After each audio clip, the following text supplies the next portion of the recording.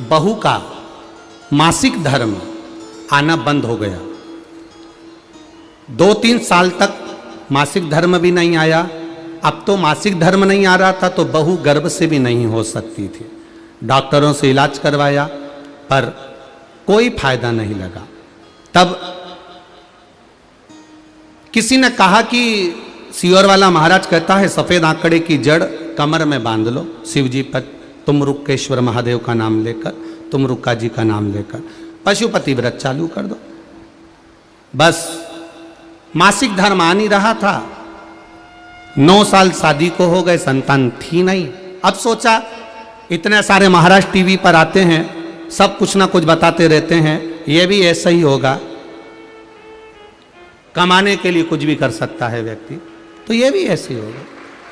तो हमने तो विश्वास पहले करा नहीं, फिर हमने पशुपति व्रत पहला सोमवार करा और पहला सोमवार का पशुपति व्रत कर कर हमने जब पशुपति व्रत धारण करा, व्रत धारण करने के बाद तो मैंने वीडियो बंद कर दिया यार। पहले सब्सक्राइब कर दो, वीडियो अपने आप चालू हो जाएगी। तो जो सब्सक्राइब करेगा उसके फ़ोन में अपना वीडियो चालू हो जाएगी। तो सब्सक्राइब कर दो पहले। हाँ, आप ही से बात कर रहा हूँ, पहले सब्सक्राइब कर दो, वीडियो अपने आप चालू हो जाएगी। कर दिया सब्सक्राइब? देखो अभी तक बहुत लोगों ने नहीं किया यार सब्सक्राइब। सब्सक्राइब कर दो, जैसे ही करोगे वैसे ही अपने आप चालू हो जाएगा वीडियो। अगर विश्वास नहीं हो तो एक बार करके देखो, जैसे ही आप सब्सक्राइब करोगे ना वैसे ही वीडियो चालू हो जाने वाली है। वैसे ही करो, ट्राई करके देखो। जैसे ही सब्सक्राइब करोगे वीडियो चालू किया, चालू सब्सक्राइब कर दो। मेरा पेट दुखना प्रारंभ हुआ। इतना पेट दुखा, इतना पेट दुखा, हमने हमारे पास वालों से पूछा क्या पशुपति व्रत करने वाले का इतना पेट दुखता है क्या? इतना पेट दुखता है? पेट दुखते दुखते दुखते दुखते ही हम घर के लोग मुझको डॉक्टर के यहाँ ले गए। डॉक्टर के यहाँ लेकर गए तो डॉक्टर ने कहा तुम्हारा मासिक धर्म कब से नहीं आया? कहा महाराज जी 2-3 साल हो गए। अच्छा, तुम्हारे पेट में एक गांठ हो गई है, एक गोला हो गया। गोला हो गया? हाँ, परंतु पहला पशुपति व्रत करा है संतान के लिए और पेट में गांठ हो गई, ये तो बड़ा दुख की बात है। क्या करूं मैं? प्रसाद का एक हिस्सा घर के अंदर ही रखा रहा। हम डॉक्टर को दिखाते रहे। डॉक्टर ने कहा प्रसाद बाद में खाते रहना, पहले एक जांच कराओ। अब वो जांच कराई तो उसमें वो गोला बताया गया, सोनोग्राफी में गोला आया। गोला आया, गोला आने के बाद में हम दूसरे डॉक्टर को दिखाने के लिए फिर वो गोले की जांच कराने के लिए दूसरी जगह ले गए। उन्होंने कहा सोनोग्राफी कराओ। हमने फिर सोनोग्राफी कराई। गुरुजी, ये वही एक प्रथम सोमवार का दिन था, पहला पशुपति व्रत था, और दूसरी सोनोग्राफी कराई तो वहां का डॉक्टर कहता है ये बताओ कि पेट तो दुखेगा ही आपका। पेट क्यों नहीं दुखेगा? आपके पेट में 7 महीने का बच्चा तुम्हारे गर्भ में है। तो बच्चा आया है, ले आओ जरा, ले आओ, ले आओ, लाओ लाओ।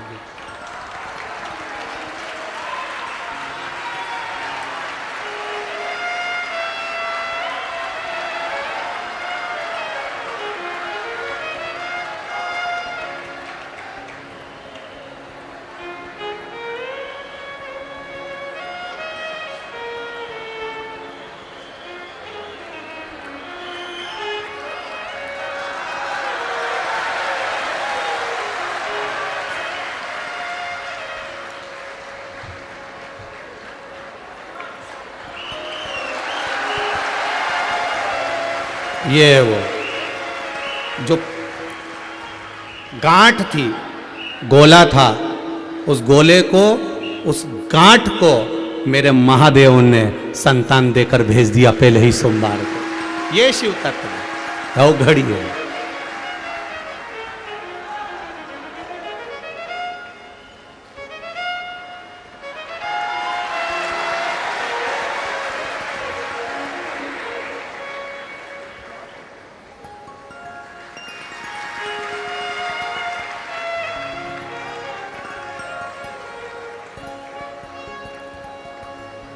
ये मेरे शिव का प्रसाद है गुरुजी, जो पहले सोमवार को ही मेरे बाबा ने दे दिया। शिव तत्व इसी को कहते हैं। भाग्य लिखने वाला देवता होता है, पर भाग्य बदलने वाला मेरा महादेव होता है। वो कब बदलता है, कैसे बदलता है, ये वही जान सकता है, उसके सिवा कोई नहीं जान सकता। कौन जाने? शंभु शरणे पड़ी मांगू घड़ी रे घड़ी, दुख काटो दया करी दर्शन आपो। ये तेरी कृपा, ये तेरे बल पर जी रहा हूं, तेरी उदारता। जो तू कर सकता है वो दुनिया का कोई व्यक्ति नहीं कर सकता। ब्रह्मा, थोड़ा बढ़ा के रखो, प्रेशर खोलिए थोड़ा सा। ब्रह्मा ब्रह्मलोक में रहते हैं, भगवान विष्णु वैकुंठ लोक में रहते हैं, और मेरा देव अधिदेव महादेव ये मृत्यु लोक में रहता है। जो पास में रहता है वो तुरंत सुनता है। एक बहू पूना में रहती है और एक बहू तुम्हारे पास रहती है। तुम्हारी दुख की घड़ी में सबसे पहले कौन सी बहू आएगी? पास वाली। पूना वाली तो फोन पे बोल देगी मम्मी चिंता मत करो, पर दवाई देने, डॉक्टर को दिखाने, उसको बताने के लिए पास में कोई है। उसी तरह मेरा महादेव तुम्हारे पास में कंकर शंकर में समाया बैठा है, जो दुख तुम्हारा मिटा।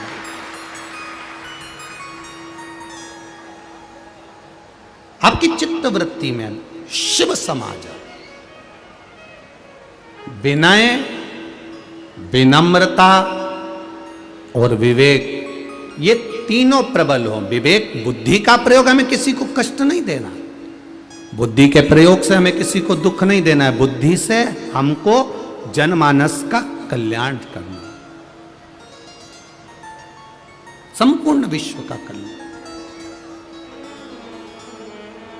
आए हो मृत्यु लोक में, तो इस मृत्यु लोक का सुख भोगते हुए परमात्मा का भजन, परमात्मा का स्मरण करते हुए चलो। सुख भोगते हुए परमात्मा का भजन करते हुए चलो।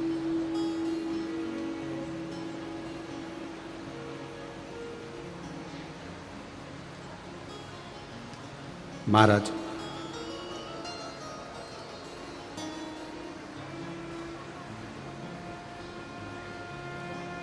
एक बात शिव महापुराण के अपने जीवन में उतार कर रखिएगा।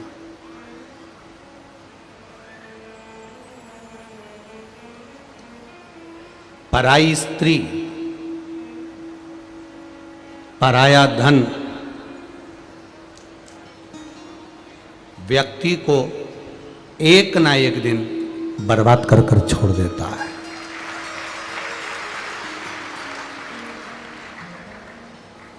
जो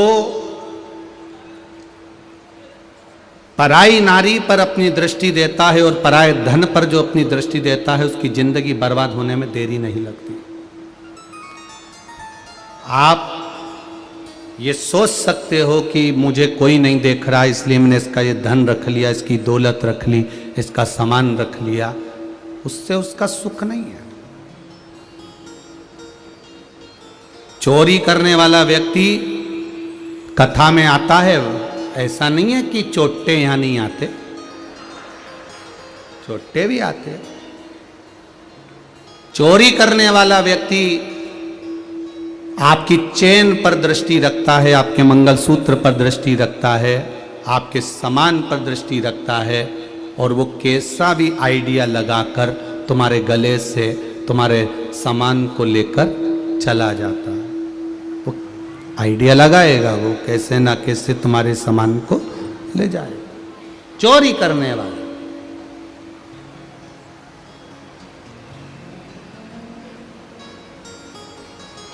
पर ईमानदारी से बोलो, ये चोर ऐसी ना जाने कितनी कथाओं में गए होंगे और ना जाने कितनी कथाओं में इनने चोरी करी होगी। ये चोटे आज तक करोड़पति नहीं बन पाए, आज तक भी ये चोटे की चोटे ही रही है। और जिनकी चेन चली गई, जिनका मंगलसूत्र गया, जिनका सामान गया, वो 1 साल में 1.5 साल में पहले 2 तोले की थी, अब की बार 2.5 तोले की ली आई शिव की कृपा से। और ये चोटे चोटे ही रही है, ये फिर अगली जगह पहुंच गए, फिर चोरी करते रहे। ये नहीं अब इतनी चोरी करी थी, ने चैन आ गई, ने सामान आ गया, ने वैभव आ गया, ने दौलत आ गई, ने संपदा आ गई, ने सत्ता आ गई, ने इतना सब कुछ इनको प्राप्त हो गया। फिर तो इनको अच्छा पैसे वाला बन जाना था, फिर तो इनको अच्छा वैभवपति बन जाना था, फिर तो इनको अच्छा धनपति बन जाना था, पर नहीं सुधरे। अर्थात पर स्त्री, पर धन, पर अगर दृष्टि है, पर स्त्री, पर धन पर यदि आपकी निगाह है तो समझ लेना आप उन्नति की सीढ़ी पर कभी नहीं चढ़ सकते। आपका प्रमोशन नहीं, डिमोशन ही होगा। आप ऊपर की ओर नहीं बढ़ सकते, आप वैभव की ओर नहीं बढ़ सकते।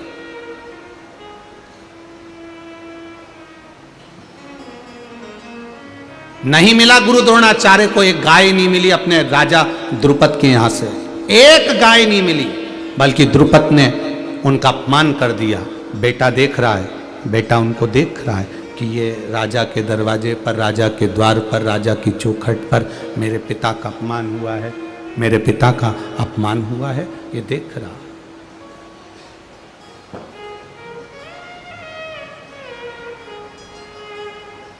नैनों में जल भरा हुआ है। अश्वत्थामा जिस राजा द्रुपद के यहाँ पर खड़े हुए थे, जिस राजा द्रुपद के यहाँ अश्वत्थामा खड़े हुए थे,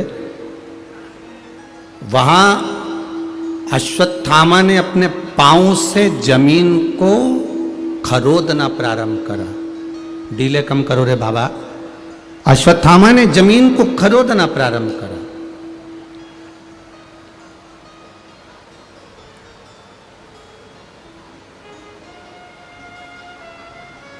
जब अश्वत्थामा ने जमीन को खरोदना प्रारंभ करा, जमीन को खरोद रहा है पांव से, क्योंकि क्रोध आ रहा है, गुस्सा आ रहा है।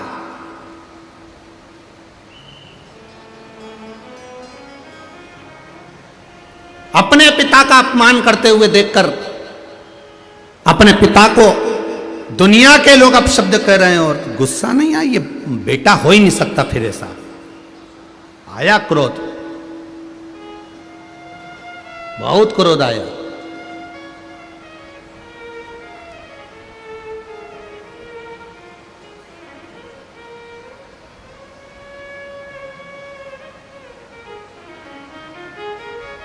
हम प्रत्येक घर के बेटा बेटी से एक बात कहते हैं, आज भी इस कथा के माध्यम से कहना चाहेंगे, आज भी इस कथा के माध्यम से कहेंगे कि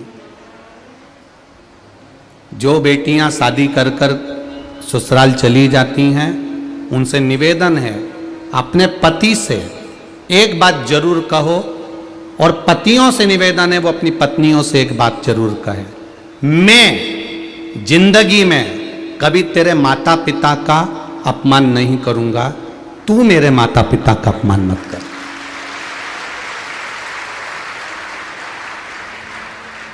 मैं तेरे माँ बाप को कभी एक शब्द नहीं कहूंगा, मैं तेरे माता पिता को कभी आड़ा टेढ़ा नहीं कहूंगा, मैं तेरे माता पिता को कभी एक शब्द नहीं कहूंगा।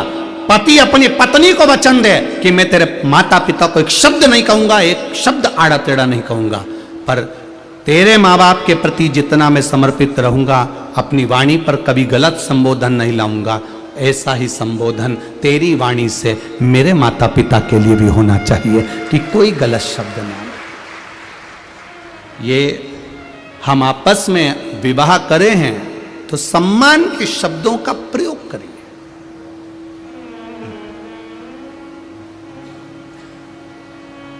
सम्मान के शब्दों का प्रयोग करो।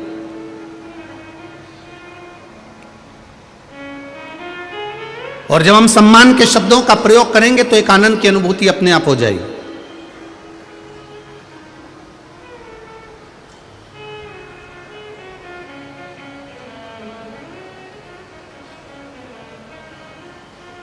कई बार हमारे ये ब्राह्मण लोग, हमारे आशीष, आकाश, ये सब बच्चे कहते रहते हैं, गुरुजी आप हमसे आप कर कर बोलते हो, अच्छा नहीं लगता, आप हमसे तुम कर कर बोल लिया करो।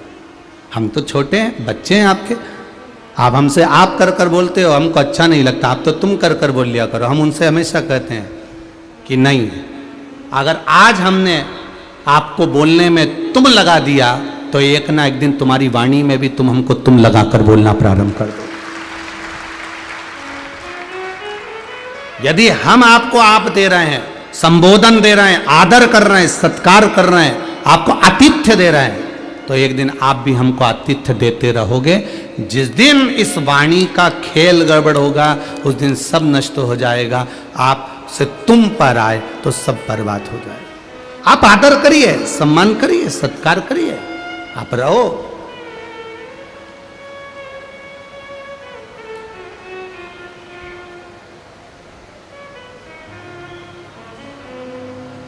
अब अश्वत्थामा जमीन को रोंद रहा है, खड़े खड़े 5 वर्ष का बालक अपने पांव के पंजे से जमीन को खुरद रहा है। जमीन कब खुरदी जाती है? जब कोई बड़ी बात हो जाती है।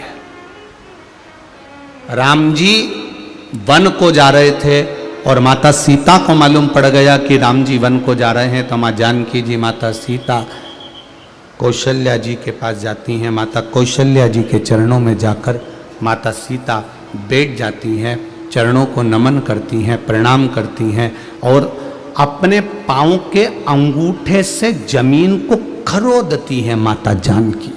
कौशल्या जी से कुछ नहीं बोली है माता जानकी, केवल देख लिया कौशल्या जी ने कि ये जमीन को खरोज रही है, ये जमीन को खरोद रही।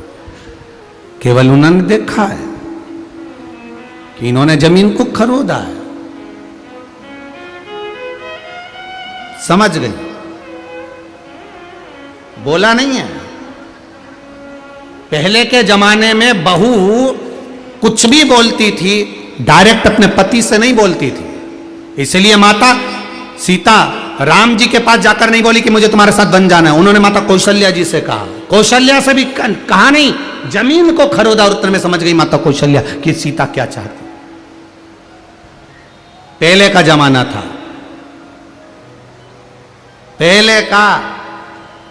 या बुजुर्ग माताएं बैठी हैं, उनसे पूछना, ये अपने ससुर से कभी नहीं बोलती थी कि मुझे ये चाहिए। ये हमेशा पुराने जमाने की बहुएं पहले अपनी जेठानी से कहती थी, जेठानी फिर सास से कहती थी, सास फिर अपने पति से कहती थी कि ऐसा करना है। ये डायरेक्ट नहीं कहती थी। और कितनी मर्यादा थी। सास ससुर अगर बाहर बैठे हैं तो बहुएं बाहर नहीं आती थी। पति से तो कह भी नहीं सकती थी, इतनी मर्यादा थी। और माँ बाप के होते हुए बेटा खुद अपने बच्चे को गोदी में भी नहीं ले सकता था, क्योंकि मेरे माता पिता बैठे हुए हैं। इतनी मर्यादा थी। और एक आज का समय, बहुओं को कुछ भी कहना है, पति बाहर खड़ा है, सास ससुर बैठे हों, रिश्तेदार बैठे हों, उसे कोई मतलब नहीं। वो तो आई, सिर पे पल्लू लिया, कोनी मारी, जरा किचन में आओ, वो रसोई घर गई और वहां जाकर कहा कि मेरे को ये सामान ला देना। पहले कितना था कि पहले उससे कहो, फिर वो उससे कहे, फिर वो उससे कहे, फिर वो उससे कहे, फिर वो उससे कहे।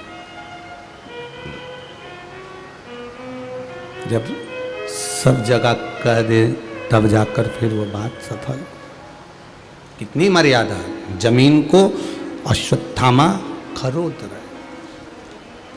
रहे जमीन। जब जमीन को अश्वत्थामा ने खरीदा, गुरु द्रोणाचार्य अश्वत्थामा के बात को स्मरण को जान गए। गुरु द्रोणाचार्य अश्वत्थामा को देख लिया उन्होंने, मेरा बेटा गुस्सा कर रहा है इसलिए तो जमीन खरीद रहा है। बेटे का हाथ पकड़ा, जाने लगे। राजा द्रुपद ने आवाज लगाया गुरु द्रोणाचार्य को, ए द्रोण सुनो, किसी राजघराने में जाना तो राजा से कैसे बात करना चाहिए सीख कर जाना। गुरु द्रोणाचार्य ने पलटकर राजा द्रुपद को देखा तो गुरु द्रोणाचार्य कुछ नहीं बोले। अश्वत्थामा तब बोले, मेरे पिता एक राजा के पास में नहीं आए थे, मेरे पिता एक मित्र से मिलने के लिए आए थे। मित्र से मिलने के लिए आए थे। आवाज क्या, आज साउंड ठीक नहीं चल रहा तुम्हारा।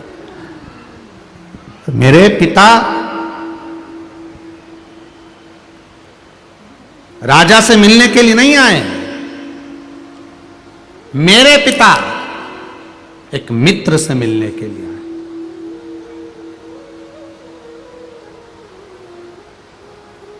और राजा से मिलना और मित्र से मिलने में अंतर है। राजा से मिलने के लिए जाते हैं तो बहुत विचार कर कर जाया जाता है, बहुत सोच कर जाया जाता है, बहुत मनन चिंतन कर कर जाया जाता है। जो लोग किसी सांसद से मिलने चले जाएं या किसी मंत्री से मिलने चले जाएं, वो लोग विचार करना। किसी राजा से मिलने जाओगे तो 50 विचार कर कर जाओगे, सोच कर जाओगे, मनन चिंतन कर कर जाओगे, क्या बोलना है क्या नहीं बोलना है, इसलिए लिख कर भी लेकर जाओगे क्या बोलना है क्या नहीं बोलना है। राजा से मिलने जा रहे हो तो 50 चीज तुमको सोचना पड़ेगी, विचारना पड़ेगी, फिर विचार कर कर फिर आप जाओगे। पर मित्र से मिलने के लिए, सखा से मिलने के लिए, दोस्त से मिलने के लिए कोई विचार नहीं करा जाता है, कोई सोचा नहीं जाता है, विचार नहीं करा जाता, डायरेक्ट जाकर उसको गले से लगा लिया जाता है। वो मित्रता का भाव होता है। यहां सोचा नहीं गया, यहां विचार नहीं करा गया, यहां देखा नहीं गया।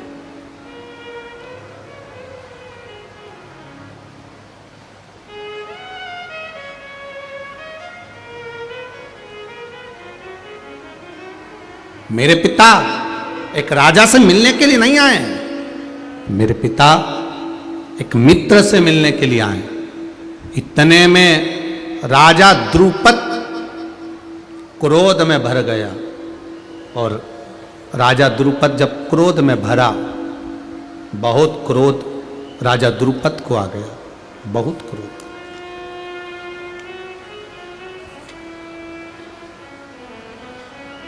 और जब राजा द्रुपद को क्रोध आया,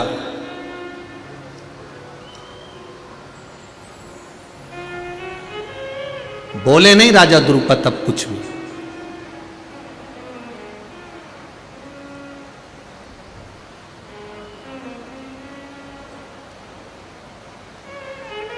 द्रुपद का पुत्र द्रुम्बान ने देख लिया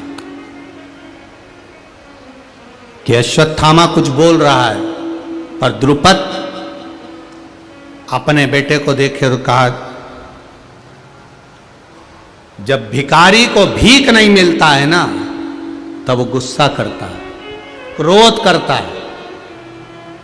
आज गुरु द्रोणाचार्य की आंख से आंसू बह रहे हैं, नेत्रों से जल बह रहा है कि मैं कहां गाय मांगने के लिए आ गया, वो भी इस द्रुपद के दरवाजे पर।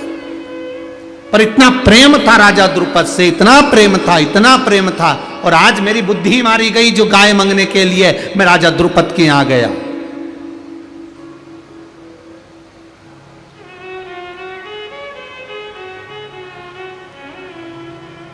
मेरी बुद्धि मारी गई थी जो इतना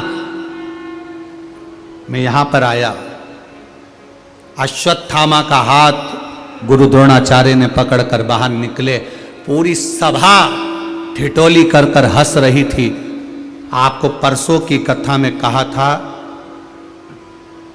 गरीबी रहेगी तो कोई तुम्हारे ऊपर दृष्टि नहीं देगा, कोई तुम्हारा साथ नहीं देगा। जब तुम मेहनत करने लगोगे तब लोग हंसेंगे, ये आगे बढ़ेगा, ये करेगा, ऐसा होगा, लोग हंसेंगे। और जब तुम मेहनत कर कर आगे बढ़ जाओगे, उन्नति की सीढ़ी पर चढ़ जाओगे, तरक्की की ओर बढ़ जाओगे, तुम्हारा वैभव, तुम्हारी सत्ता, तुम्हारा धन बढ़ जाएगा, तब लोग तुमसे ईर्ष्या करना प्रारंभ कर देंगे कि बताओ इतना आगे बढ़ गया, ना जाने कहां से लाया होगा, ना जाने कैसे आया होगा, ना जाने कहां से लाया होगा, इतना आगे बढ़ गया। ये 3 क्रम है। पहले साथ नहीं देंगे, फिर हंसेंगे, फिर जलेंगे, ये क्रम है।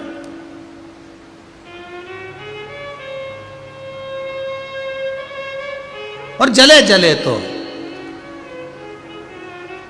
क्या किसको रोइए, चादर तान के सोइए। अपने को क्या करना, आग लगे बस्ती में, बोलो जम के बोलो जरा, अपन रहो मस्ती, अपने को क्या करना। पर एक चीज शिव महापुराण की सीख कर जाना, कच्चे मकान में रहो चाहे पक्के मकान में रहो, बस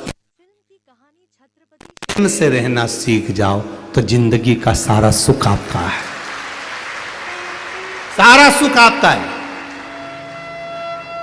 कई लोगों का पक्का मकान है, बंगला है, गाड़ी है, राज सी ठाट है, उसके बाद भी सुख नहीं, तो उससे तो कच्चे मकान में रहने वाला रोज गद्दा बिछाता है, सोता है, लपेट के फिर रख देता है और आ जाता है, वो सुखी है तुमसे। मकान कैसा भी हो, कैसा भी, पर प्रेम होना चाहिए। मकान कैसा भी हो उसमें प्रेम होना चाहिए, और मसान कैसा भी हो उसमें अग्नि होना चाहिए, तभी जाकर कहीं ना कहीं जीव का गति पहुंच सकती है। महाराज, आप जिस मकान में रहें उसमें आपका यदि प्रेम नहीं है, यदि आपकी वात्सल्यता, यदि आपकी करुणता नहीं है, तो उस मकान का कोई कारण नहीं महाराज, फिर उसका कोई सुख नहीं, उसका कोई आनंद नहीं। अश्वत्थामा चले, पिता के साथ घर पहुंच गए। घर पहुंचकर आज अश्वत्थामा ने अपने पिताजी के गोदी में बैठे और गोद में बैठकर पिता से कहा, पिता जी से कहते हैं अब किसी मित्र के यहां नहीं जाना, किसी से मांगने नहीं जाना। अश्वत्थामा ने कहा, अब जिसने जन्म दिया है उसके दरवाजे पर जाना है, अब उसकी चौखट पर जाना।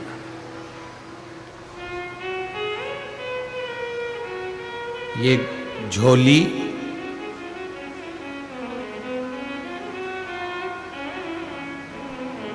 उसके आगे फैलाना जो दिल से, मन से देने का भाव रखता हो। किसी, चाहे परिवार वाला हो, नातेदार हो, रिश्तेदार हो, कुटुंब वाला हो, वैभव वाला, किसी के पास नहीं, जाओ परमात्मा के पास, कहो परमात्मा से,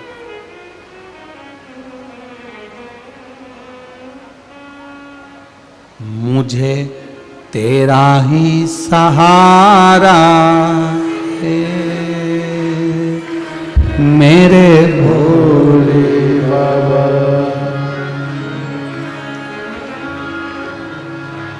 कब से खड़े हैं झोली पसार, क्यों न सुने तू मेरी पुकार।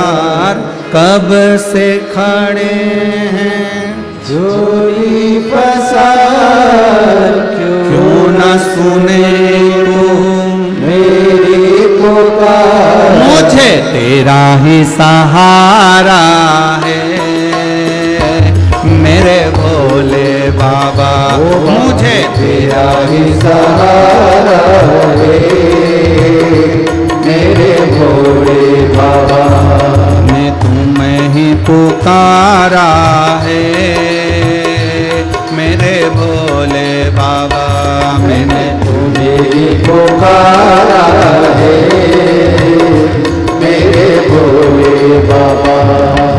कब से खड़े झोली पसार, क्यों न सुने तो मेरी पुकार। कब से खड़े झोली पसार, क्यों न सुने तू मेरी पुकार। वो कब से खड़े हैं झोली पसार, क्यों न सुने तू मेरी पुकार। तब से खड़े हैं झोली पसार, क्यों न सुने तू मेरी पुकार। मुझे तेरा ही सहारा है मेरे भोले बाबा, मुझे तेरा ही सहारा है मेरे भोले बाबा।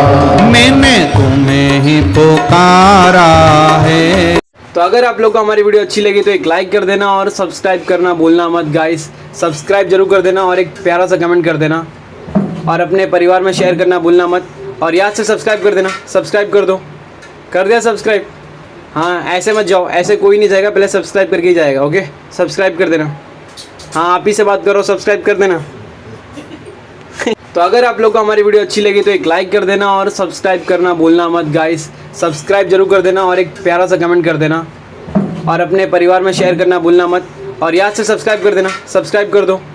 कर दिया सब्सक्राइब? हाँ, ऐसे मत जाओ, ऐसे कोई नहीं जाएगा, पहले सब्सक्राइब करके ही जाएगा। ओके, सब्सक्राइब कर देना।